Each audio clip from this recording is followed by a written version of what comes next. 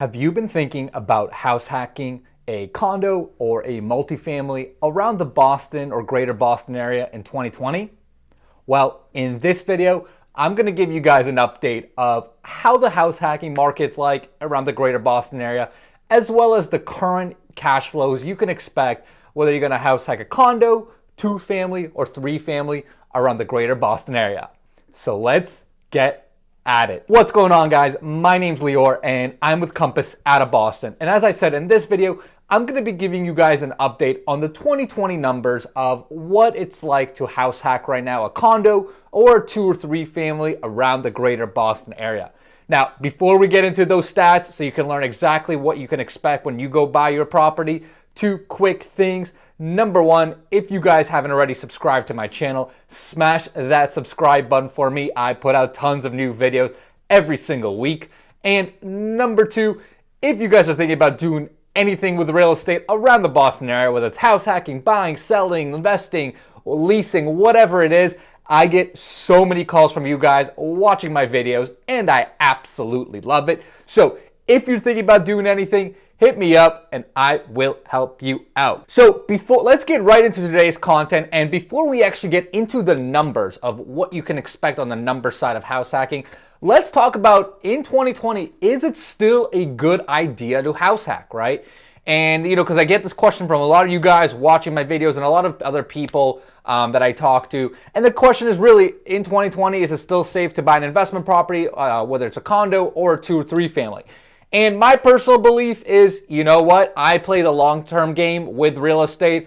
I'm not looking to make a quick flip or make a quick buck. So if you guys have that same mentality where you're thinking of buying a property and sitting on it for at least 3 to 5 years, I would say, I think Boston is an incredibly strong market. It's proven to be an incredibly resilient market. So I personally don't think it's going anywhere. If I knew exactly what's going to happen, I'd probably be a billionaire, but that's my personal prediction, right? Is as long as you're playing the long-term game and you're not trying to flip a property and make a quick buck, I think it's almost foolproof, especially in an incredibly resilient market like Boston. So that being said, let's talk about your options, right? So you can obviously house hack either a condo or you can go the multifamily route.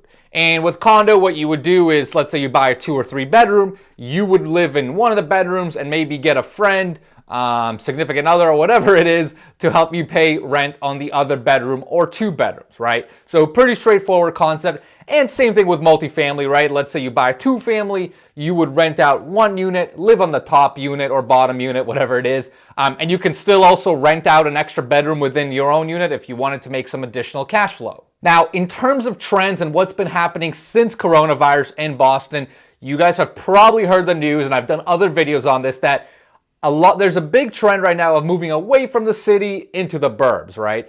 And with that, basically what's happened is a lot of condos around the city, and not only downtown Boston, but in areas like Chelsea, Everett, Dorchester, they become slower, right? And even areas in like Waltham, Watertown, if they don't offer great amenities like outdoor space or other good amenities for people that are staying at home and working from home, they're kind of, those condos are a little bit weaker today. So there is some opportunity on the condo side. And on the other flip side, on the multifamily side, I've actually seen it be insanely competitive. Again, I mean, usually when there's a lot of uncertainty, especially in the stock market, typically a lot of people go and escape into real estate. So multifamily has been incredibly hot, incredibly competitive. So if you're going to be playing in that game, just know that you're going to have to play a long-term game where you're going to be submitting a lot of offers, going to see a lot of properties, and eventually you will find something. So with that being said, let's jump into the numbers and see what you could expect to actually achieve from a cash flow perspective. So let's start on the multifamily side, and let's start with areas within about 15-20 minutes of Boston, right? So I'm talking about areas where you can buy a 2-family for, let's say, between $600,000 to $700,000, right? Because that's where a lot of people typically start looking to house hack. So you're looking at areas like Chelsea, Everett, Malden, Revere, Melrose. You can go a little further up north like Saugus, Stoneham. You can also go south like potentially Dorchester, potentially Quincy, right? So basically all those areas that are within 15-20 minutes where you can still probably get a 2-family for around $600,000 to $700,000 plus or minus. what I've been seeing on the market is today, if you're going to buy a two-family like that, when you're going to live in one unit and rent out the other, you can expect to pay somewhere between $1,500 and $2,000 per month. That does include paying down your full principal, interest, taxes, insurance, PMI. It also includes some maintenance cost in there, which again is not too bad, right? If you compare rent, you're going to be likely anywhere in those areas, you're likely going to be paying at least $1,500 to $2,000 for a one bedroom anyway. With this kind of scenario, if you just rent out one of the units, live on the other, you're basically paying the same monthly payment while also paying down your mortgage. If in your unit you want to get another roommate to maybe generate another $700 or $800 per month, you can certainly do that and even cut your expenses even lower. Now, of course, if you get further out north, further out south, maybe even further out west, and you started looking in, different areas that are slightly cheaper, right? In south, if you go like, say, Braintree, Weymouth, north, if you go towards like Wakefield, your numbers are obviously going to start to look better and better, right? Because you're going to get into cheaper places. So it really just depends on a function of how close do you want to be invested in Boston, and does it matter for your lifestyle? Now, on the three-family side, let's assume you're going to try to go to three-family path. You're probably going to be, you should expect to pay somewhere around $800 to $900 plus for a three-family in these areas, the 15 to 20 minute radius, right? So the Everett, Malden, Reveres, the Dorchester, the Quincy's. To get a solid three-family, you're going to likely start at $800. Maybe you can get something cheaper, but it's probably going to be small or pretty dinky. On those, if you can pull a bigger loan, your cash flow numbers will look certainly better. If you're going to live in one unit and rent out the other two, typically what I'm seeing is it'll cost you about $1,000, maybe $1,500 per month or so. So you're saving about $500 or $1,000 as compared to a two-family. And then when you move out and lease out all three units, you can expect to generate somewhere close to, like, say, $700 to $1,000. Whereas with a two-family, you're typically looking $400 to $600. So a little bit more cash flow upside for sure on a three-family.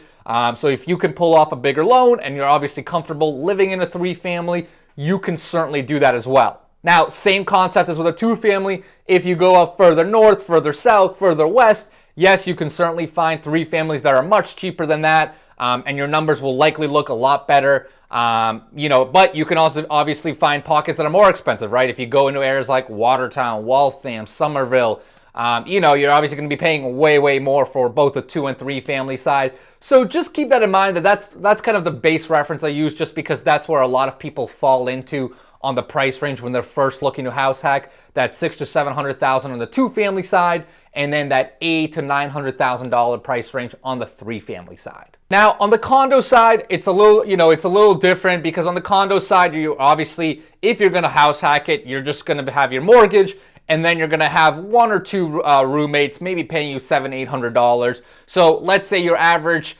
your average condo you're going to look at, let's say somewhere between $450,000 and $500,000.